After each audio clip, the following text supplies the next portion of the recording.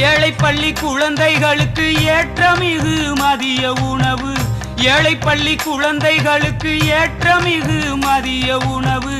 நாடெங்கும் போடச் சொன்ன நல்ல உள்ளம் காமராஜர். புகழை பாடுவோம், புகழை போற்றி பாடுவோம். புகழை பாடுவோம், புகழை போற்றி பாடுவோம். புகழை பாடுவோம், புகழை போற்றி பாடுவோம். புகழை பாடுவோம், புகழை போற்றி பாடுவோம்.